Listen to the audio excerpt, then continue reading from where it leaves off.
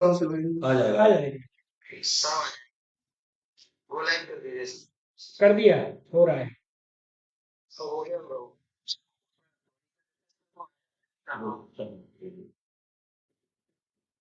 आ गया हो गया हो गया।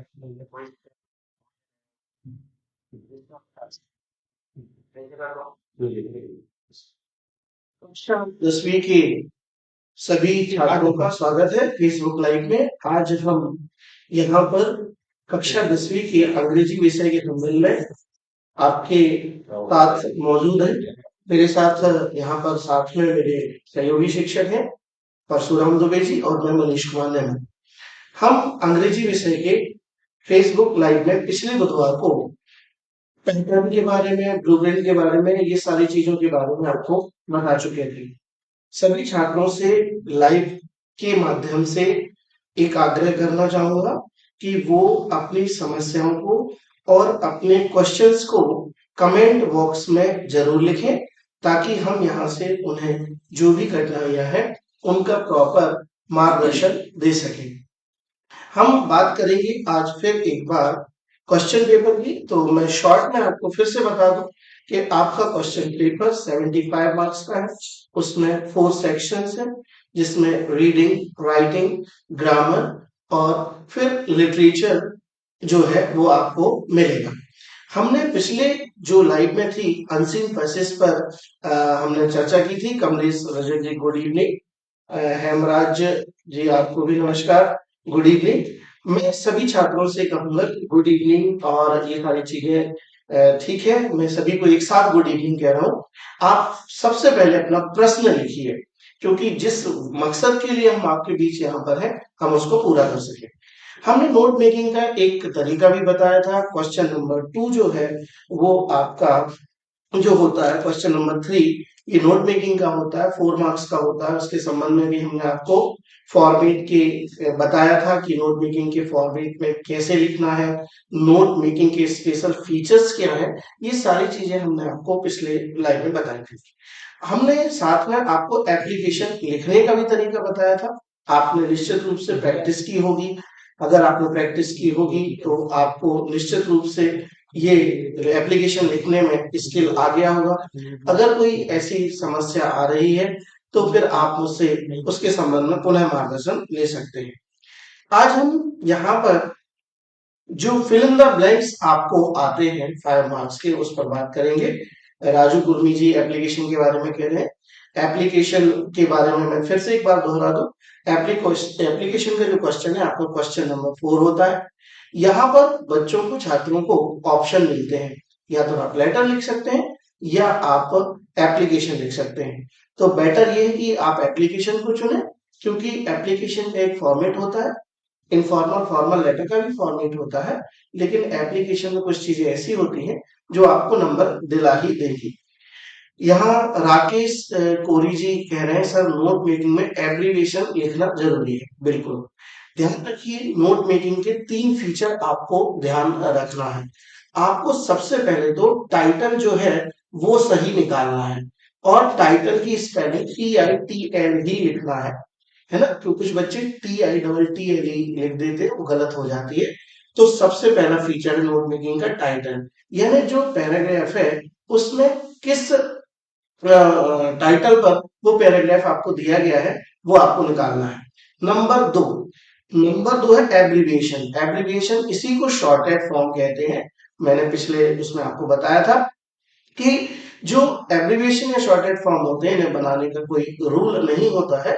आपको क्या करना है, सिर्फ आपको जो बड़ा शब्द है उसको एब्रीविएट करने के लिए या शॉर्ट करने के लिए आपको 3 तरीके इस्तेमाल करने हैं। पहला तरीका है, आप शुरू के 3 अक्षर या 4 अक्षर ले लीजिए और एक डॉट लगा दीजिए, तो आपका एब्रीविएशन बन जाएगा। जैसे मान लीजिए मुझे कंपेनियन शब्द का एब्रीविएशन बनाना है, तो उसकी स्पेलिंग है COMPANION, और अगर मैं इसका एब्रीविएशन बनाना चाहता हूं तो मैं COMP तक लेकर के वहां एक डॉट लगा दूंगा, तो ये एब्रीविएट हो जाएगा। दूसरा तरीका होता है कि पहला लेटर ले लीजिए और लास्ट लेटर ले लीजिए, तो आपका एब्रीविएशन बन जाता है। और तीसरा तरीका है कि जो शब्द में वॉवेल यानी स्वर आए हैं उन सारे स्वर को अलग कर लूं। जैसे अगर मैं कंपेनियन शब्द की बात करूं तो आप कंपेनियन की अगर स्पेलिंग देखोगे तो COMPANION है। तो अब आप क्या करेंगे, सी के बाद जो ओ लिखा है उसको ओमिट कर दीजिए, अलग कर दीजिए। फिर आप ए को निकाल दीजिए, आई को निकाल दीजिए और एक ओ और है वो भी निकाल दीजिए। तो सारे वोवेल अलग करने से भी हम एब्रिविएशन बना सकते हैं। तो एब्रिविएशन होना चाहिए, टाइटल सही होना चाहिए, साथ में जो आप पूरा सेंटेंस लिखते हैं नोट मेकिंग में, वो पूरा का पूरा, कुछ बच्चे पैराग्राफ उतार देते हैं, तो वो तो कॉपीइंग हो गई, आपने नोट थोड़ी बनाया है, वो तो आपने क्या किया, उसको एज इट इज कॉपी कर दिया है। तो कॉपी करने के लिए नहीं कहा गया आपसे, नोट मेकिंग के लिए कहा गया। तो अब पैराग्राफ में जो स्पेशल बातें उस टाइटल को लेकर है, टाइटल आप पहले निकाल लेते हैं, टाइटल से लेकर के जो भी इंपॉर्टेंट बातें हैं उनको अपने पास रखते हुए बाकी बातों को एक साइड रख दो और 1 2 3 4 ऐसा करके लिख दो। कहीं कहीं पर किसी पैराग्राफ में मान लीजिए 2-3 बातें दी गई, तो फिर आप सब हेडिंग बना करके 1.1 1.2 3, और फिर अगर उसके में एक पैराग्राफ में दूसरी बात है तो फिर दूसरा सब हेडिंग ले लीजिए, और ऐसा आप कर सकते हैं। तो रवि प्रजापति जी कह रहे हैं, सर जी अच्छा, ये हम आज अंग्रेजी विषय का यहाँ पर फेसबुक लाइव चला रहे हैं, रवि जी, तो आप अंग्रेजी संबंधित प्रश्नों को पूछ सकते हैं। अ, रामेंद्र चौहान पूछे, सर बोर्ड लेकर नहीं आए समझाने के लिए। हाँ, हम निश्चित रूप से अगले फेसबुक लाइव में ऐसी व्यवस्था करने वाले हैं कि जल्दी हम यहाँ पर एक बोर्ड इंस्टॉल करेंगे और बोर्ड या आपको स्क्रीन शेयर के माध्यम से बताएंगे। ठीक है, हमारे साथ सपना रजक भी जुड़ चुके हैं, नंदराम पटेल और राम सेवक राम रामेश्वर ठाकुर जी भी यहाँ पर हैं। मैं छात्रों से फिर एक बार निवेदन करूंगा कि आप अपनी समस्याओं को कमेंट बॉक्स में जरूर पूछें। कोई जैसा कि अभी एक बच्चे ने पूछा कि सर क्वेश्चन किस तरह का आता है नोट मेकिंग में, तो नोट मेकिंग में क्वेश्चन का नंबर कई बार ऊपर नीचे हो जाता है और नंबर मैटर नहीं करता है, वो रीडिंग सेक्शन का पार्ट है। जैसे अभी सेकंड चांस जो एग्जाम हुआ था उसमें नोट मेकिंग राइटिंग सेक्शन में आ गया था, तो कई बार ऐसा वेरी कर जाता है। लेकिन क्वेश्चन जो रहता है वो रहता है कि read the passage and answer the questions given below. जब आप पैसेज पढ़ के नीचे आते हैं तो वहां आपको दो क्वेश्चन मिलते हैं। पहले क्वेश्चन में रहता है give suitable title to the passage, और ये 1 नंबर का रहता है। और दूसरा रहता है make notes of the above passage. जैसे अभी सेकंड चांस का हम जो पेपर हमारे सामने है उसमें एक पैसेज आया था, students who are very fond of reading books are often labelled by their companions as bookworms. अब इस पैसेज को अगर आप देखेंगे तो इस पैसेज का टाइटल निकल के आएगा importance of sports games and sports, क्योंकि ये पैसेज बात ही कर रहा है गेम्स एंड स्पोर्ट्स के इंपॉर्टेंस की। अब लेकिन ये अगर आप ढूंढेंगे पैसेज में तो ये लाइन नहीं मिलेगी आपको वहां पर। जो पूरा टाइटल कैसे निकालते हैं, पूरा पैसेज जिस बारे में है वो उसका टाइटल होता है। तो नोट मेकिंग के लिए सबसे ऊपर हम क्या लिखते हैं, टाइटल लिखते हैं, और टाइटल में हम सीधे लिख देते हैं। जैसे कैसे लिखेंगे, importance of games and sports, इस वाले पैसेज। फिर उसके बाद हम उसको क्या करेंगे, उसको हम 3 मेजर पॉइंट्स में डिवाइड करेंगे, और जो भी पॉइंट हम लिखेंगे तो उसे मैं बहुत सरल भाषा में समझाऊं कि हमें वर्ड्स कैसे यूज करने हैं। वैसे वर्ड्स यूज करने हैं जैसे हम मैसेजेस में टाइप करते हैं। कैसे टाइप करते हैं, हम आमतौर पर वॉवल्स को क्या करते हैं, ओमिट कर देते हैं। ठीक, और जैसे हमें ओके लिखना है, ठीक, तो हम उसमें कई बार सिर्फ के लिख के ही काम चला देते हैं, है ना। वेर आर यू में हम डबल ई नहीं लगाते, WHERE की जगह सिर्फ WHR लिख देते हैं, है ना। तो इस तरह से वोवल्स को ओमिट करके हम क्या करेंगे, शॉर्ट फॉर्म बनाएंगे। शॉर्ट फॉर्म्स के मल्टीपल तरीके होते हैं, तो एब्रीविएशंस में ये हम जरूर लिखेंगे। एब्रीविएशंस की टेबल राइट हैंड पर नीचे की तरफ बनानी, क्यों बनानी है, क्योंकि एब्रीविएशंस जो है नोट मेकिंग का एक पार्ट है। एब्रीविएशन ही बताता है कि नोट मेकिंग में आपने किस वर्ड को शॉर्ट फॉर्म में लिया है और किस तरह से लिया है, मतलब जो आपने शॉर्ट फॉर्म लिखा है वो कैसे वहां पर लिखा गया है। साथ साथ आपके जो 3 मेजर पॉइंट होंगे उनके सब पॉइंट्स भी होंगे। अब ध्यान ये रखना है कि जो हम नोट मेकिंग कर रहे हैं तो सारी मार्किंग, मतलब पॉइंट 1 पॉइंट 2 पॉइंट 3 और पॉइंट 1 के जो सब पॉइंट्स है जैसे, उसको हम नंबर क्या देंगे, 0.1 के नीचे आने वाले पॉइंट्स को हम सब पॉइंट्स बोलेंगे। वो 1.1 होगा, 1.2 होगा, 1.3 होगा। वैसे ही दूसरे वाले पॉइंट का क्या आ जाएगा, वो रहेगा 2.1, 2.2 और 2.3। इस तरह से हम उसकी नंबरिंग करेंगे। ये तो नोट मेकिंग का क्या हो गया, पैटर्न। अगली बार प्रयास रहेगा हमारा कि हम बोर्ड पर इसको बेहतर तरीके से समझा सकें। और नोट मेकिंग के लिए ये जरूरी है कि आप अलग अलग तरह के शॉर्ट फॉर्म्स यूज करें। जैसे एक्रोनिम्स भी यूज कर सकते हैं। जैसे WHO, वर्ल्ड हेल्थ ऑर्गेनाइजेशन लिखा है तो आप WHO लिख सकते हैं। एब्रीवेशन में इसको एलोंगेट कर सकते हैं। ऑल इंडिया रेडियो, AIR, आप उसका शॉर्ट फॉर्म यूज कर सकते हैं। और नोट मेकिंग में बच्चे बहुत कॉमन मिस्टेक करते हैं, वो है दो। एक ये करते हैं कि वो मार्जिन के बाहर नंबरिंग करते हैं, और दूसरी गलती ये करते हैं कि वो जो शब्द लिखते हैं उनको शॉर्ट फॉर्म्स नहीं बनाते, उनको एज इट इज पूरे लंबे लंबे शब्द उसमें लिख देते हैं। और ये करके आप नोट मेकिंग नहीं कर रहे हैं। तीसरी चीज, लॉन्ग सेंटेंसेस नोट मेकिंग में बिल्कुल भी अलाउड नहीं। अगर आपने बहुत लंबे सेंटेंसेस लिखे हैं तो फिर वो नोट मेकिंग का जो उद्देश्य है वही पूरा समाप्त हो जाता है। तो नोट मेकिंग के लिए शॉर्ट सेंटेंसेस होने चाहिए, एक लाइन से बड़ा नहीं होना चाहिए। शॉर्ट करने के लिए छोटे शब्द लिखिए, छोटे शब्द बनाने के लिए शॉर्ट फॉर्म्स यूज कीजिए, चाहे एक्रोनिम्स हो, चाहे वॉवल्स अलग करके उनको आप बनाइए। उसके अलावा आप ऐसा भी कर सकते हैं कि जो प्रचलित हैं, जैसे डॉक्टर, डॉक्टर के लिए हम कैपिटल D और स्मॉल r लिखे बिंदी लगा देते हैं, तो ये क्या हो गया, उसका शॉर्ट फॉर्म हो गया, है ना। प्रोफेसर को PROF और बिंदी लगा देते हैं। इस तरह से आपको नोट मेकिंग में वर्ड्स यूज करने। हमारे बीच A.K. राजौरिया जी ने एक प्रश्न रखा था कि एप्लीकेशन में इंडेंट क्या है।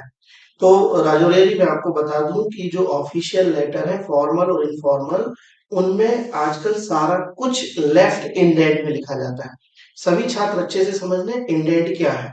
ये मेरे पास पेज है ना, ये मान लीजिए आपकी कॉपी का पेज है। तो यहाँ इस तरफ जो एक लाइन खींच देते हैं वो होता है लेफ्ट इंडेंट, और इस तरफ अगर हम एक लाइन खींचते हैं तो वो होता है राइट इंडेंट। पहली एप्लीकेशन पुराने समय में जब ये ऑफिशियल फॉर्मेट नहीं बदला था तो यूज फेयरफुली हम इस तरफ लिखते थे। आज भी बच्चे और छात्र इसको यही लिखते हैं क्योंकि उन्हें शायद इसकी जानकारी नहीं है। तो मैं सभी छात्रों को बता दूं कि जब भी आप एप्लीकेशन लिखें, सारा कुछ आपको लेफ्ट इंडेंट पे लिखना है। जैसे आप अपनी कॉपी रखेंगे तो देखिए ये मेरा हाथ जो है इस तरफ लेफ्ट इंडेंट है, ये राइट इंडेंट है। तो आप टू से लेकर के लास्ट में योर्स फेयरफुली तक है। टू के बाद जो रिसीवर एड्रेस लिखते हैं, आप सब्जेक्ट लिखते हैं, आप बॉडी ऑफ द लेटर लिखते हैं। ठीक है, ये चीजें जो है सारी लेफ्ट लिखी जाएंगी, आपको यहाँ वहां नहीं भागना है। हम कोशिश करेंगे अगले फेसबुक लाइव में नेक्स्ट वेडनेसडे कि हम आपको इसका एक स्क्रीन शेयर करके PPT बताएंगे। राजकुमार जी का प्रश्न ये था कि पैसेज कहाँ से आते हैं। तो राजकुमार जी, आपको बता दूं कि अनसीन पैसेज कहीं से लिए नहीं जाते हैं, ये डेस्क्रिप्टिव होते हैं। ये या तो किसी टॉपिक पर लिखे जाते हैं, या किसी साइंस को लेकर के आते हैं, या किसी श्रेष्ठ पुरुष के व्यक्तित्व को लेकर के लिखे जाते हैं। तो ये कोई फिक्स नहीं है कि अनसीन पैसेज फलानी जगह से आएंगे, आप वही पढ़ के चले जाओ और आ जाए। नहीं, अनसीन पैसेज एक कॉम्प्रीहेंशन होता है। यहाँ पर आपके कॉम्प्रीहेंड किया जाता है कि आपको रीडिंग कितनी आती है, कितना अच्छा पढ़ लेते हैं। जब आप अनसीन को पढ़ लेते हैं, देखो अनसीन को अनसीन ही क्यों कहते हैं, क्योंकि जो आपने देखा नहीं उसी को हम अनसीन कहते हैं। तो इसके लिए आपसे ये मैं कहूंगा कि आप पैसेज को लेकर के किसी गाइड या कहीं पर कोई ऐसी प्रैक्टिस दी है कि ये कर लो यही आएंगे, तो ऐसा ना करें। आप बेहतर है कि रीडिंग अच्छी करें, और रीडिंग के बाद जो क्वेश्चन आते हैं उनको उस पैसेज में तलाशने की कोशिश करें। तीरथ जी पूछ रहे थे कि डू एज डायरेक्टेड को इजी फॉर्म में कैसे करें। तो डू एज डायरेक्टेड को इजी फॉर्म में करने का कोई तरीका नहीं होता है। पूरा डू एज डायरेक्टेड ग्रामर में होता है, और ग्रामर रूल्स पर डिपेंड करती है। तो आपको क्या करना पड़ेगा कि डू इज डायरेक्टेड में जो भी हमारे जैसे एक्टिव से पैसिव करना है आपको, इफ की जगह अनलेस लगाना है आपको, सो दैट की जगह टू लगाना है आपको आर्टिकल भरना है, आपको सम एनी मच मैनी डिटर्मिनस भरना। इन सबको आपको रूल वाइज पढ़ना पड़ेगा। बिना रूल के आप ग्रामर को नहीं डील कर सकते हैं। उसका कोई शॉर्ट वे, कोई ट्रिक नहीं होती है। हाँ, छोटी-छोटी ट्रिक है, वो भी आपको बताएँगे कि नेगेटिव बनाने की एक छोटी सी शॉर्ट ट्रिक क्या है, कैसे पहचानेंगे। रूपचंद जैन जी हमसे पूछ रहे थे, यहाँ पूछा गया है प्रश्न कि इम्पोर्टेंट क्वेश्चन बता दीजिए। तो मैं आपको बता दूं, इम्पोर्टेंट क्वेश्चन के संबंध में रूपचंद जी आपको कुछ नहीं करना है, पिछले 4 साल के पेपर उठा लीजिए। 4 साल के पेपर उठाइए। आपको पता हो कि वर्ष 2025 से 2 परीक्षाएं होने लगी है, प्रथम अवसर और द्वितीय अवसर। हमारे सर द्वितीय अवसर का पेपर भी लाए हैं। तो इस तरीके से आप 4 साल के पेपर और एक इस साल का द्वितीय अवसर का भी पेपर मिला के आपके पास 5 पेपर हो जाएंगे। अब इन 5 क्वेश्चन पेपर में अब आप एक रजिस्टर बनाइए और आप देखिए कि जो क्वेश्चन 5 साल में आए हैं वो कौन से हैं। उन सबको एक साथ लिख लीजिए और एक एक करके सारे क्वेश्चंस याद करते जाइए और उनको लिख करके जरूर देखिएगा। पानी पूछ रहे हैं कि सर ज्यादा से ज्यादा नंबर कहाँ मिलते हैं। अनिल जी मैं आपको बता दूं कि अगर आप इसका ब्लूप्रिंट देखें, आप डिवीजन ऑफ मार्क्स देखें, तो आपको मिलेगा कि आपका पेपर 4 सेक्शन में। मैं सारा बता रहा हूँ आपको कि कहाँ से ज्यादा नंबर मिलेंगे, आप खुद बताइए।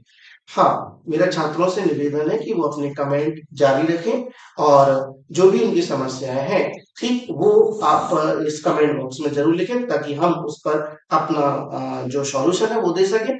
कमेंट आपके यदि मान लीजिए समय रहते पूरे नहीं होते, तो हम बाद में भी आपके कमेंट्स को पढ़ करके आपके सॉल्यूशन इसी कमेंट बॉक्स में आपको रिप्लाई करेंगे। तो अनय जी मोस्ट ऑफ द बात आपका पेपर 4 सेक्शन में होता है। रीडिंग सेक्शन से आपको 14 नंबर मिलते हैं। 14 नंबर कैसे मिलते हैं? आपको 2 अनसीन आते हैं 5-5 नंबर के और एक नोट मेकिंग आती है। तो ऐसे करके आप 14 नंबर ले लेते हैं। कहां से? नोट रीडिंग से। अब आती है आपके पास राइटिंग। तो लिखने के आपको 16 नंबर मिलते हैं।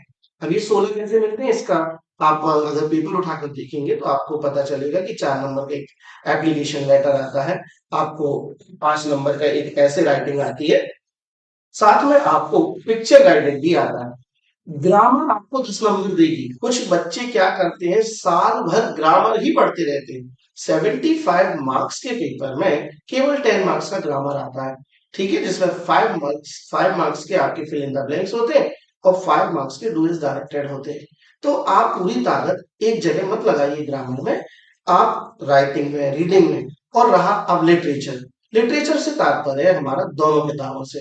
आपकी पहली किताब का नाम है फर्स्ट फ्लाइट और दूसरी किताब का नाम है फुटप्रिंट्स विदाउट फीट। इन दोनों में जो पाठ दिए हैं और पहली किताब में जो प्रोज और पोएट्री जिसे गद्य और पद्य कहते हैं, इन सारे से मिलकर के आपको 35 नंबर मिलते हैं। तो आपको पता चल गया होगा कि आपको सबसे ज्यादा नंबर कहाँ से मिलते हैं।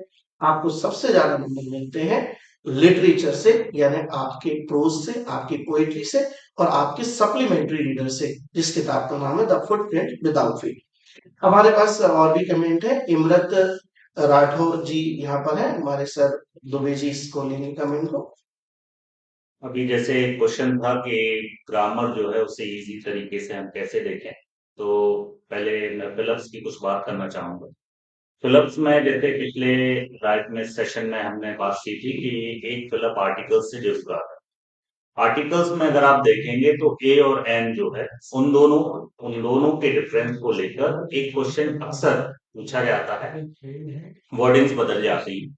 उसमें हमने चर्चा की थी कि ऐसे नाउन्स, ऐसे वर्ड्स जिनमें साइलेंट एच होता है, जैसे आर है, HOUR, जिसको हम आवर बोल देते हैं, जैसे होटल है, जैसे हिस्ट्री है, जैसे ऑनर है, ऑनेस्ट है, इनके पहले क्या आएगा? एन है। उसके अलावा दूसरा जो बहुत कॉमनली देखा गया है क्वेश्चन जिसमें एन लगाया जाता है, जैसे NGO, NCC, NMLA, NMP, और उसके अलावा NSDO ये क्वेश्चन भी आया है, NIQ टेस्ट, NFBI एजेंट। इस तरह से एन का यूज वहां कॉमनली होता है। ये वो कॉमन से आने वाले जो क्वेश्चंस हैं जो हमें देखने को मिलते हैं।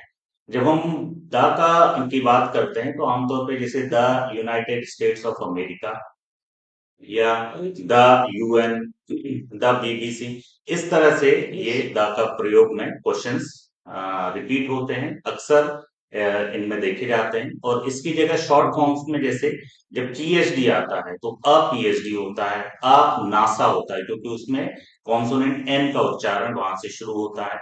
अ सीडी, अ डीवीडी। दूसरी चीज, दूसरे फिलअप्स जो कॉमनली आते हैं वो होते हैं प्रेजेंट इंडेफिनिट और पास्ट इंडेफिनिट से। अब प्रेजेंट इंडेफिनिट टेंस में हमें गोस लगाना है कि गो लगाना है कि वेंट यूज करना है, ये हमारे पास ऑप्शंस होते हैं। ये बड़ा कॉमन सा क्वेश्चन है जो आता है। इसमें हम देखेंगे कि जैसे वर्ड्स आते हैं, एवरीडे लिखा है, डेली लिखा है, ठीक है, मतलब कोई हैबिट है, रूटीन है, तो आप उसको पहचान जाइए कि ये क्या रहेगा, प्रेजेंट इंडेफिनिट या प्रेजेंट सिंपल टेंस का है, तो इसमें क्या लगेगा, वो में ईएस लग जाएगा, यानी गोस हो जाएगा, ठीक है। जैसे ही goes to school daily, daily है मतलब प्रेजेंट इंडेफिनिट टेंस है, तो ये भी बड़ा कॉमनली देखने को मिलता है। फिर आता है कि नेगेटिव का, नेगेटिव जिसमें डू का उपयोग किया जाता है या डस का यूज किया जाता है, डस नॉट, डू नॉट का यूज होता है। ये बड़े क्वेश्चंस हैं जो हमें आमतौर पे देखने को मिलते हैं।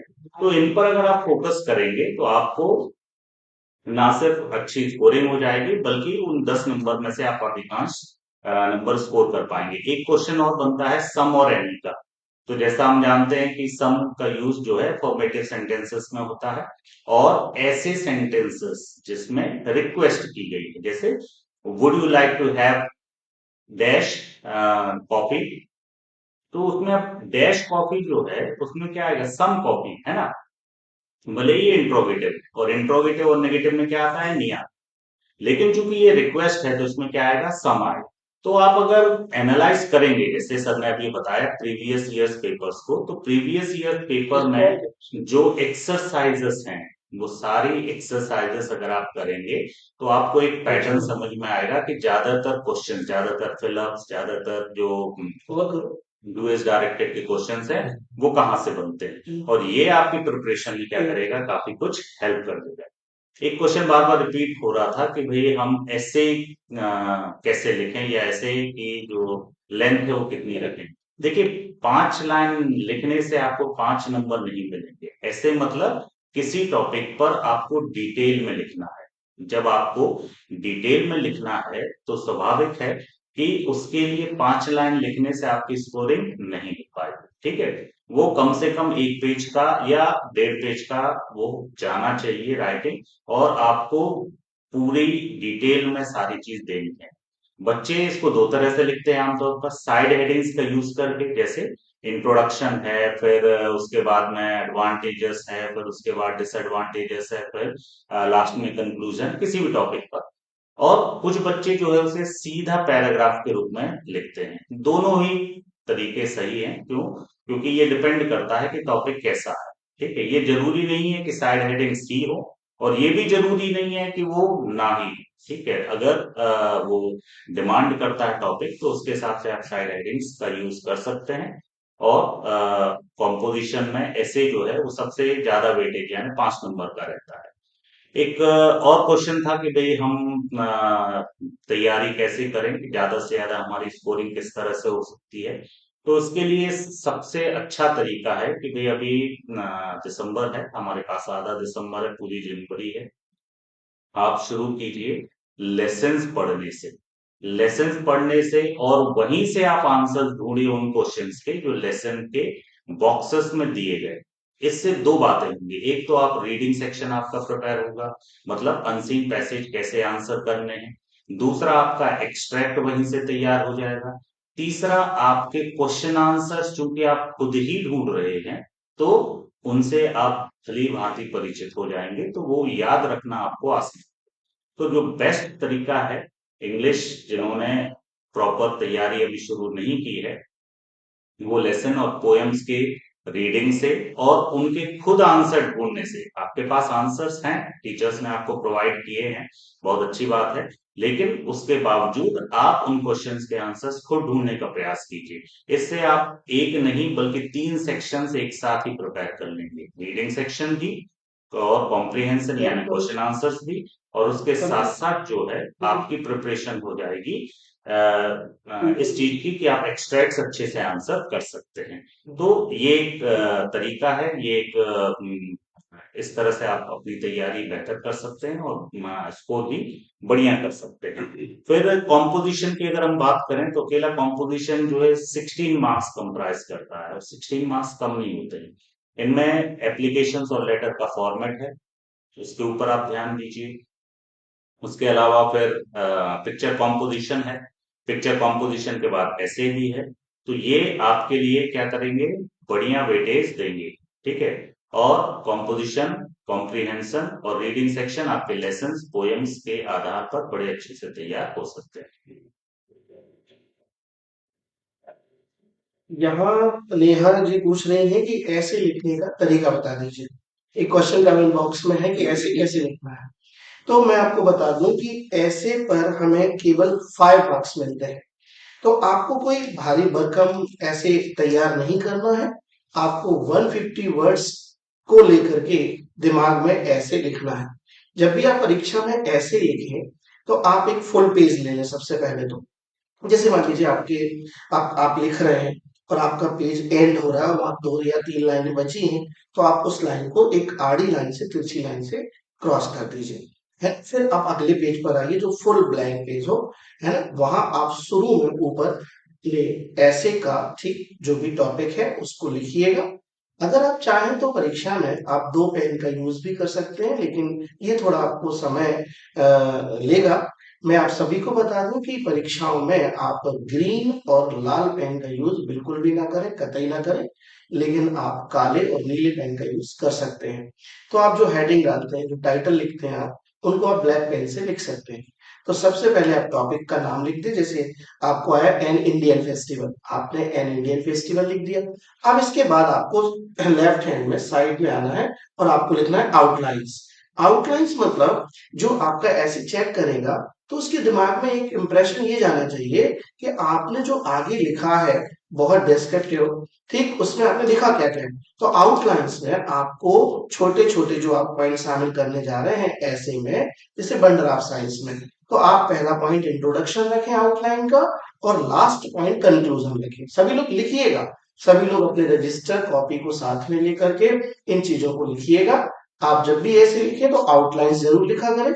आउटलाइंस में पहला जो पॉइंट है वो इंट्रोडक्शन होगा और लास्ट होगा कंक्लूजन। अब इस बीच में आप 2-3 पॉइंट जो भी शामिल करना चाहते हैं उनको लिख लीजिए। जैसे आप बंडल ऑफ साइंस लिखते हैं तो आपने पहला इंट्रोडक्शन लिख दिया। अब आपने सेकंड पॉइंट में लिखा, ठीक है, in the field of medicine, ठीक। फिर आपने लिखा in the field of electricity, in the field of communication. ये आप छोटे छोटे पॉइंट आपके पास बंडल ऑफ साइंस के हैं, आउटलाइंस में इन चीजों को बता दीजिएगा। फिर आप अपने सारे पॉइंट्स को ज्यादा डेस्क्रिप्टिव ना लिखते हुए ये दिमाग में रखिए कि आपको 150 वर्ड्स में लिखना है ना। 150 वर्ड्स। अब आप कहेंगे आप ऐसा नहीं करना परीक्षा में गिनने के लिए लग जाए। एक एस्टिमेशन मान लीजिए कि आप एक लाइन में 5 शब्द लिखते हैं, तो निश्चित रूप से 30 लाइन आपने लिखी तो आपका 150 वर्ड्स हो गया, है ना। हम लोग भी जब चेक करते हैं कॉपी तो ऐसा गिनते नहीं है। तो इस तरीके से आप ऐसे को लिखिएगा और ज्यादा भारी भरकम ऐसे ना लिखें क्योंकि आपको 5 मार्क्स मिलने हैं, ठीक। और समय का ध्यान रखें परीक्षा में, क्योंकि टाइम मैनेजमेंट भी परीक्षा का एक स्किल है। कुछ लोग बहुत सारा कुछ लिखते जाते हैं। सबसे पहले मैं पुष्पेंद्र जी के बाद की एक कमेंट को ले रहा हूँ। पुष्पेंद्र जी पूछ रहे हैं सर साइकोलॉजी की स्पेलिंग पी से स्टार्ट क्यों होती है। तो देखिए मैं आपको बता दूं कि जो शब्दों का जन्म, जैसे शब्दों की उत्पत्ति है, ठीक है, ये जो है ये जहां से ओरिजिन होता है ये शब्दों को बनाते हैं, शब्दों को बनाते हैं, उनका उच्चारण तय करते हैं और हमें दे देते हैं, ठीक है। हम उसका अनुसरण करते हैं और हम उनको याद करते हैं और रटते हैं। आपको बता दें कि स्पेलिंग को बनाने की और कोई मतलब इजाद करने की हमारे पास कोई रूल नहीं है और कोई स्कीम नहीं है। कुछ शब्द ऐसे होते हैं जिनमें साइलेंट लेटर्स होते हैं, जिसमें एक शब्द साइकोलॉजी भी है, जिसमें आपको पी को साइलेंट रखना होता है और फिर आपको पढ़ना होता है। तो अब आप कहेंगे सर ऐसे मुझे शब्द बता दीजिए। तो ऐसे शब्द आपको एक डायरी में इकट्ठा करने पड़ेंगे और इनको बार बार लिखकर और बोलकर प्रैक्टिस करनी पड़ेगी। देखिए मैं आपको एक छोटा सा उदाहरण देता हूँ। आप क्या है 12 घड़ी के माध्यम से स्पेलिंग नहीं बना सकते। जैसे डी ओ को अपन पढ़ते हैं डू और एन ओ को पढ़ते हैं अपन नो। अगर हमारी 12 खड़ी से ही इसका संबंध होता या हम इजाद कर पाते किसी शब्द का उच्चारण, तो हम बीओ को डू पढ़ते और एनओ को नू पढ़ते।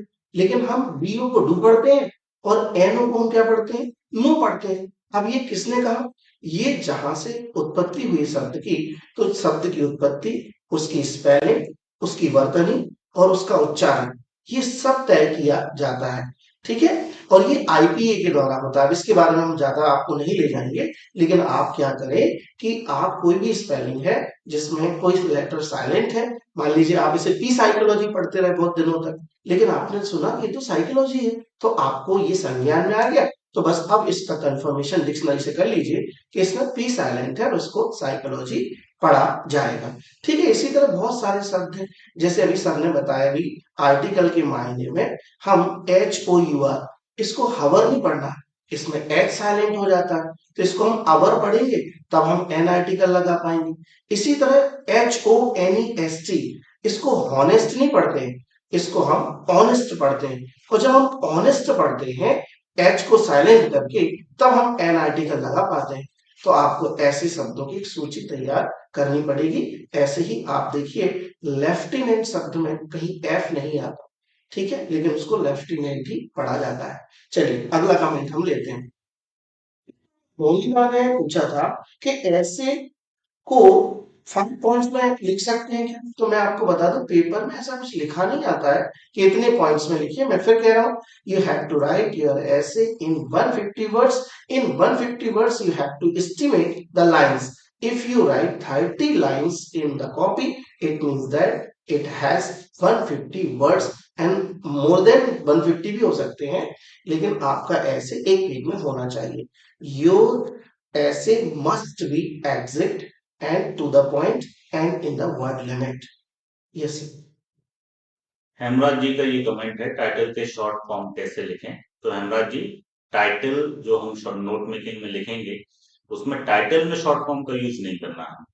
टाइटल जो है वो फुल फॉर्म में ही लिखा जाएगा, सारे शब्द उसमें आएंगे, सारे जो भी वर्डिंग्स हैं वो लिखी जाएंगे। जैसे importance of games and sports, तो पूरी स्पेलिंग लिखी जाएगी, लेकिन उसके नीचे जो आप नोट्स बनाएंगे उसमें आपको शॉर्ट फॉर्म का यूज करना है। ठीक। अफर्मेटिव सेंटेंस हुकुम ठाकुर जी पूछ रहे हैं, तो अफर्मेटिव सेंटेंस इसे हम सामान्य भाषा में पॉजिटिव सेंटेंस कहते हैं, और कोई भी सेंटेंस जो पॉजिटिव थॉट को दिखाता है वो अफर्मेटिव सेंटेंस है। जैसे ही गोज टू स्कूल, अगर इसको, इस एक्शन को वो स्टेट कर रहा है, या कोई बात, कोई रिएक्शन, कोई भी चीज को स्टेट किया जा रहा है, तो वो स्टेटमेंट यानी असर्टिव सेंटेंस में आता है, उसका एक पार्ट है अफर्मेटिव सेंटेंस। इंपॉर्टेंट ऐसे टॉपिक्स की अगर हम बात करें, तो जैसे any Indian festival, any great leader, importance of trees, फिर साइंस रिलेटेड ऐसे, ये कुछ इंपॉर्टेंट ऐसे टॉपिक्स हैं जिनको आप प्रिपेयर कर सकते हैं। और पॉइंट में, जैसे बार बार ये प्रश्न आ रहा है, पॉइंट्स की कोई संख्या यहाँ नहीं होती है, 150 वर्ड्स का रहता है, जो तकरीबन 1 से 1.5 पेज हैंड राइटिंग के ऊपर डिपेंड करता है, उसके लगभग लगभग इतने में वो आ जाता है। तो उतना आपको लिखना है 150 शब्दों में, तो पॉइंट्स जैसी कोई बात उसमें नहीं। इसको ठीक है, बार बार आप उसको हाउ मेनी पॉइंट्स कर करके प्रश्न आप पूछे, क्योंकि उसमें ये नहीं होता है कि सेंटेंसेस को गिन के उसमें लिखा जाता है। आपको सेंटेंसेस नंबरिंग करके नहीं लिखने हैं, आपको पैराग्राफ के रूप में लिखना है, एक के बाद एक सेंटेंसेस जो है वो उसको आप कंटिन्यूसली लिखते जाएं तो पैराग्राफ बन जाए। एक और कमेंट था कि सर क्वेश्चंस रिपीट होते हैं या प्रीवियस ईयर क्वेश्चन पेपर से आ सकता है।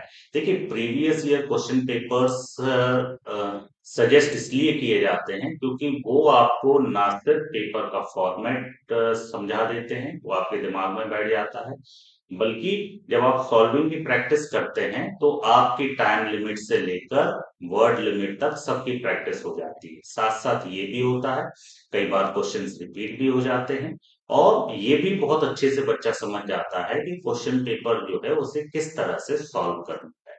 इसीलिए प्रीवियस ईयर्स पेपर को करना समझदारी है, उसकी प्रैक्टिस करना आपके लिए तैयारी में बहुत मदद देगा, जो कि आपको करनी चाहिए। ठीक। अगला दर्शना जी का कमेंट है, सर जी नोट मेकिंग में शॉर्ट फॉर्म और एब्रीविएशंस अलग अलग हैं। शॉर्ट फॉर्म और एब्रीविएशंस जो हैं वो एक कॉमनली हम देखें तो अलग अलग नहीं है, बस उसको बनाने का, जैसे एब्रीविएशंस उनको कहते हैं जिनमें हम शब्दों में से वोवेल्स वगैरह अलग कर देते हैं। शॉर्ट फॉर्म जब बनाते हैं तो एक्रोनिम जिनको हम कहते हैं कि पहले एक एक आगे का अल्फाबेट ले लिया, और उनको हमें जो है एब्रीविएशन टाइटल के अंदर एक टेबल बनाकर उनको लिखना जरूर है। ठीक। इम्पोर्टेंस ऑफ इंग्लिश लैंग्वेज, अनुज सिंह जी बोल रहे हैं, हाँ जी, ये एक वो पैराग्राफ राइटिंग में आता है, इम्पोर्टेंस ऑफ इंग्लिश लैंग्वेज, ये भी एक महत्वपूर्ण टॉपिक है।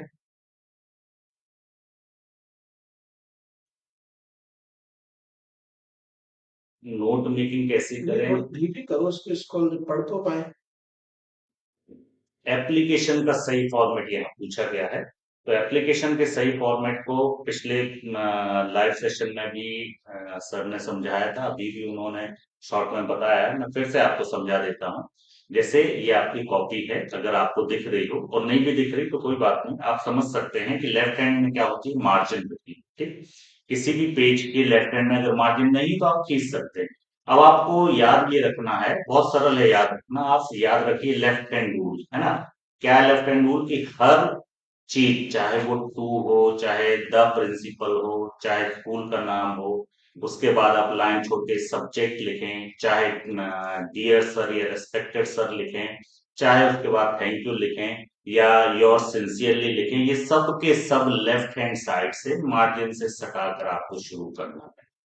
डेट भी यही आएगी, सबसे नीचे आएगी एप्लीकेशन में, और बॉडी जो है वो भी शुरू कहां से होगी, मार्जिन के यहां से ही शुरू होगी, ये आप ध्यान रखिए। और कोई भी चीज जो है वो ना तो सेंटर में जाएगी ना राइट हैंड साइड होगी, इस चीज को ध्यान रखिए तो आपका फॉर्मेट क्लियर हो जाए। ठीक है। यहाँ पर जो शिवानी है बार बार पूछ रहे हैं कि टेंस के बारे में बता दीजिए सर। तो टेंस को लेकर के आपको 1 नंबर परीक्षा में मिलेगा 2 डायरेक्टेड में, जिसमें आपको ठीक ट्रांसफॉर्मेशन आएगा या करेक्ट करने आएगा। तो मैं बता दूं टेंस को लेकर के कि 3 टेंस आपको पढ़ना है, प्रेजेंट, पास्ट और फ्यूचर, और इनकी 4 फेजेस होती हैं। ठीक है, जिसमें आपको इंडेफिनिट और कंटिन्यूअस परफेक्ट और परफेक्ट कंटिन्यूअस के जो फॉर्मूले हैं उसकी एक टेबल बना लीजिए। उस टेबल के फॉर्मूले जैसे अपन मैथ से याद करते हैं ना, ठीक है, ए प्लस बी का whole square equal to a square plus b square plus 2ab, ये अपन को याद हो गया और इसी अनुसार अपन काम करते हैं। तो ऐसा ही टेंस है, आप पूरे फॉर्मूले लिख करके, ठीक है, एक सीट पर लिख करके दीवार पे चिपका लीजिए, और हर टेंस का, हर अवस्था का, हर फेज का एक एक फॉर्मूला याद कर लीजिए। ये याद करना भी सरल है। ठीक है, इसे हम अगले बुधवार आपको स्क्रीन शेयर के माध्यम से बताएंगे। महीश जी यहाँ पर पूछ रहे हैं कि इनफॉर्मल लेटर में सेंडर्स एड्रेस लिखना पड़ता है क्या? हाँ, ठीक है, it is correct. If you write the informal letter, so at the starting you have to write the sender address, it is very mandatory in informal letter. But फिर आप पूछ रहे हैं कि फॉर्मल में लिखना पड़ता है कि नहीं? तो in formal letters, if you write the applications to your principal, so there is no need to write the sender's address. But if you write to any other person like the manager to the bank or collector, sir, so you have to write your sender's address in that case. But if you write for principal, so there is no need to write the sender's address in formal letters. Okay. और यहाँ एक प्रश्न आ रहा है कि रीना जी पूछ रही थी कि मॉडल पेपर से क्वेश्चन पेपर आएंगे क्या? तो मैं सभी को बता दूं कि मॉडल पेपर एक प्रकार का आपके लिए ठीक रास्ता है, ठीक है, जिसमें पता चलता है कि क्वेश्चन किस लेवल का आएगा, है ना। ये नहीं कि आप ये सोचो कि ये मॉडल पेपर याद कर लेंगे तो इससे पूरा पेपर आ जाएगा, या इसको पढ़ लेगा हम पूरा आ जाएगा, ऐसा बिल्कुल भी ना करें आप। हर पार्ट के इंपॉर्टेंट क्वेश्चन वो क्वेश्चन होते हैं जो उस पार्ट के सेंट्रल पॉइंट से या सेंट्रल थीम से जुड़े हुए होते हैं। जैसे हम पहला पार्ट ले लें, अब आप कहें सर इसमें इंपॉर्टेंट क्या है? तो इसमें इंपॉर्टेंट जो क्वेश्चन है वो टेक्स्ट के साथ साथ जब आप टेक्स्ट चलता जाता है तो आपने देखा होगा एक ब्लू कलर के बॉक्स में आपसे ओरल कॉम्प्रिहेंशन क्वेश्चंस पूछे जाते हैं। यही ओरल कॉम्प्रिहेंशन क्वेश्चन परीक्षा की दृष्टि से बहुत इंपॉर्टेंट होते हैं। आप टेक्स्ट बुक आज ही उठाइए, सारे पार्ट में जाकर के जहां टेक्स्ट है वहां ओरल कॉम्प्रिहेंशन क्वेश्चन जो दिए हैं, गाइड नहीं कह रहा हूं मैं, बुक कह रहा हूं, फर्स्ट फ्लाइट की बुक उठाइए, आप लेटर टू गॉड उठाइए, इसके बाद आप लॉन्ग वॉक टू फ्रीडम में जाइए, डायरी ऑफ एनी फ्रेंड में जाइए और जो क्वेश्चन टेक्स्ट बुक में दिए हैं उन्हें सबसे पहले याद कर लीजिए। अभी मनीष सिंह जी और जानकी यादव जी पूछ रहे हैं पिक्चर कॉम्पोजिशन से रिलेटेड। तो पिक्चर कॉम्पोजिशन का कोई फॉर्मेट नहीं होता है। पिक्चर कॉम्पोजिशन में हमें एक पैराग्राफ लिखना होता है। क्वेश्चन भी ऐसा सीधा क्वेश्चन आता है कि look at the picture given below and produce a small paragraph in about 75 words. 75 शब्दों में ये पैराग्राफ हमें लिखना होता है। इसका वेटेज होता है 3 मार्क्स का, 3 नंबर का ये क्वेश्चन है। अब इसको लिखने का जो तरीका है वो जस्ट प्रेजेंस ऑफ माइंड की बात है। जैसे अभी ये द्वितीय अवसर की परीक्षा में एक पिक्चर कॉम्पोजिशन आया था, अगर आप देख पा रहे हो, यहाँ एक ट्री बना हुआ है ना, उसमें आप देख सकते हैं कि ट्री है, लीव्स हैं, ब्रांचेस हैं, ट्रंक है और रूट्स है ना। अब मैं एक उदाहरण देता हूँ। 5वीं कक्षा के एक विद्यार्थी को इसी तरह का एक टॉपिक आया था लिखने के लिए कि right a paragraph about your school. और उसने क्या किया, उसने जो है अपने शब्दों में अपने स्कूल के बारे में लिख दिया। My school is a big school, it has a garden on the left side, it has large trees on the right side, it has a playground at the back। इस तरह से उसने एक पैराग्राफ क्या किया, कंस्ट्रक्ट किया और उसे इस प्रेजेंस ऑफ माइंड का एडवांटेज मिला, उसे नंबर्स मिले। तो जैसे ये पौधे का, ये पेड़ का जो चित्र इन्होंने यहाँ दिया है, तो हम उसको एक सरल भाषा में, जो कि हम जानते पत्तियों को लीव्स कहते हैं, टहनियों को हम ब्रांचेस कहते हैं, फिर पेड़ में ट्रंक, ट्रंक यानी तना होता है, पेड़ में रूट्स होती हैं, और ये सारी चीजें हमें इसमें दिख रही है। तो हम यहीं से स्टार्ट कर सकते हैं। The picture shows a tree with its roots। Roots, they hold the tree to the ground, and large trees have deep roots। Then large trees have big branches। Branches, they hold leaves। Leaves are green in color। Green leaves gives us oxygen, they give us shade। Large trees enable us to play or perform various activities under it। We have many large trees in India like mango, like neem tree। Banyan tree is the most common tree found in our villages। Every child has played under the banyan tree। अब ये बस आपने क्या किया, आपने भाई बहुत अपने इर्द गिर्द पाई जाने वाली जो चीजें हैं उन्हीं के बारे में लिखा, और इस तरह से पैराग्राफ क्या हो गया, आपका कंस्ट्रक्ट हो गया। ध्यान ये रखना है कि हमें 1 2 3 4 करके नहीं लिखना है, एक के बाद एक सेंटेंसेस कंटिन्यूअसली लिखना है, बीच में हम स्टॉप लगाएंगे और इस तरह से उसे पैराग्राफ के रूप में लिखना है, ना कि एक सीक्वेंस में पॉइंट वाइज लिखना है। इस चीज का आप ध्यान दें। यहाँ बहुत देर से जो ज्ञानी जी हैं वो पूछ रहे हैं कि एप्लीकेशन को अंडर करना जरूरी है। मैं समझ नहीं पा रहा हूँ कि ये आप क्या अंडरलाइन पूछ रहे हैं, ये समझ से परे प्रश्न है। थोड़ा सा आपको उसको सही क्लियर लिखिए, मैं अभी इसका आंसर दूंगा। अगर आप ये कह रहे हैं कि एप्लीकेशन में अंडरलाइन करना जरूरी है तो किसी भी चीज को आपको अंडरलाइन नहीं करना है, ठीक। यहाँ शांति जो है ये रुक जाना नहीं का पेपर दे रहे हैं शायद। तो शांति जी, आपको जो बताया जा रहा है एमपी बोर्ड में वही सिलेबस से एमपी स्टेट ओपन जो है वो पेपर तैयार करता है। आपको यही थीम, इस जो हम लोग बता रहे हैं आपको, ये रुक जाना नहीं को आप बता रहे हैं कि 20 तारीख को मेरा पेपर है, आपको वहां यूज करना है। तो ज्ञानी जी ने फिर से पूछा है सर एप्लीकेशन में अंडरलाइन करना है। हाँ मैं समझ गया, ठीक है। तो आपने अब सही लिखा है, तो अंडरलाइन मत करिएगा। कोई ऐसा पॉइंट नहीं होता है वहां पर हमारी एप्लीकेशन में जिससे अंडरलाइन करना पड़े, ठीक है। तो बिल्कुल मत करिए। भूपेंद्र बहुत सारी इमोजीज के साथ पूछ रहे हैं वंडर ऑफ साइंस। तो मैं आपको जल्दी से इमोजी का अर्थ बता देता हूँ। इमोजी शब्द जो है वो 2 शब्दों से बना है। एक है ई, ठीक है। इमो, इमो मतलब इमोशन, और जो जी आई है ना वो जापानीज वर्ड है, इसका मतलब होता है कैरेक्टर। तो जब हम इमोशन को कैरेक्टर से व्यक्त करते हैं तो हम इमोजी बनाते हैं। तो मैं कहूंगा कि आप बंडर ऑफ साइंस को बहुत अच्छे से तैयार कर लीजिएगा। Brajesh Patel sir, paper margin तरफ क्वेश्चन नंबर डाल सकते हैं? नहीं नहीं, देखिए आपकी बोर्ड की कॉपी में मार्जिन खिंचा हुआ आता है, लाइन आपकी खिंची हुई आती है।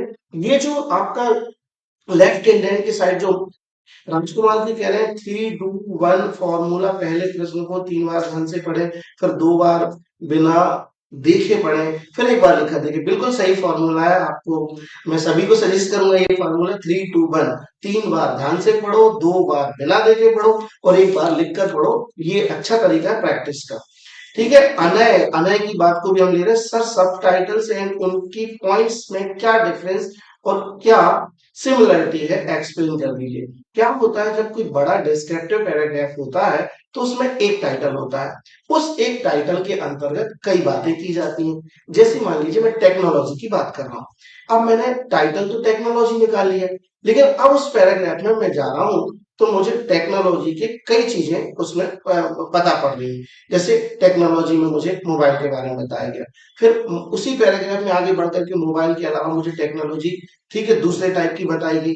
तो मैं क्या करूंगा, उन सारी चीजों को दिमाग में डिवाइड करता रहूंगा सब टाइटल के रूप में, है ना। जैसे आप देखिए बंडर ऑफ साइंस का निबंध लिखते हैं तो आपका टाइटल तो बंडर ऑफ साइंस होता है, लेकिन उसके अंदर क्या लिखते हैं आप? Importance in medical field, importance in communication field, importance in transporting field. तो आप देखिए एक निबंध में कितने सब टाइटल हो गए? 3। तो ऐसे सब टाइटल अपन निकाल लेते हैं। अ, इराम अंसारी जी पूछ रहे हैं सर, आप एक क्लास में क्वेश्चन पेपर कैसे आता है और कितना कितना नंबर के आते हैं बता दीजिए। एक क्लास में मैं समझ नहीं पा रहा हूँ आप कौन सी क्लास की बात कर रहे हैं। ठीक है, आप आगे चलिए। सेंट्रल आइडिया के बारे में मैं पिछली बार भी बता चुका हूँ कि सेंट्रल आइडिया जो है आपको एक आएगा। पूछा गया था कितने सेंट्रल आइडिया आते हैं, तो only one central idea is given in question paper, so you have to ठीक memorise very firmly by heart and soul. ठीक, एक सेंट्रल आइडिया आपको करना है, बाकी आपको याद तो 10 करने पड़ेंगे। ठीक है, चलिए अब हमारा समय भी हो रहा है और मैं सभी छात्रों से पुनः निवेदन करता हूँ, कल हमारे साइंस विषय का फेसबुक लाइव है और अगले बुधवार को हम फिर आपके पास आएंगे। लेकिन आप क्या करेंगे कि इस बीच में बहुत एक रजिस्टर पर बहुत सारे अपनी समस्याओं को लिख लेंगे। इनका कमेंट ले लीजिए, गोविंद जी का लास्ट। जी, पहले मैं याद दिला दूं कि सभी सब्जेक्ट्स के क्लासेस जो हैं वो रेगुलर चल रहे हैं। और जैसे अभी कमेंट आ रहा था बार बार एसएसटी की क्लास को लेकर, कल कौन सी क्लास होगी, तो सर ने जवाब दिया था कि कल साइंस की क्लास होगी। इसी तरह मैथमेटिक्स की भी क्लासेस हैं, इसी तरह हिंदी की भी क्लासेस हैं। और गोविंद चौधरी जी का कमेंट था, वो कमेंट प्रॉपरली समझ में नहीं आ रहा है वो कहना क्या चाहते हैं। सबसे लास्ट में ले जाओ। तो अगले बुधवार को हम फिर मिलते हैं और प्रयास करेंगे कि आपको और डिटेल में बोर्ड की मदद से भी बेहतर चीजें समझा सकें। पर ध्यान रखिए कि भी आपके जो क्वेश्चंस हैं वो आपके जो डाउट्स हैं उनसे रिलेटेड होने चाहिए। अगर आप तैयारी नहीं करेंगे, आप सेल्फ स्टडी नहीं करेंगे, तो डाउट भी जनरेट नहीं होंगे। हम आपकी मदद के लिए यहाँ हैं ताकि आपकी तैयारी में जो समस्याएं आ रही हैं हम उनमें सहयोग कर सकें, उनको दूर कर सकें। और हर चीज आप भी समझ सकते हैं कि यहाँ डिटेल में समझाना संभव नहीं है, तो प्रश्न भी वही कीजिए जिसको हम सुगमता से आपको समझा सकें। सभी का ज्वाइन करने के लिए धन्यवाद। नमस्कार। इसके अलावा भी आप अपनी सारी जिज्ञासाओं को, ठीक है, कमेंट बॉक्स में डालते रहिएगा, हम वहां से आपकी जिज्ञासाओं को लेकर के इसका सॉल्यूशन देंगे। सभी छात्रों का बहुत बहुत धन्यवाद। हम फिर मिलते हैं अगले बुधवार।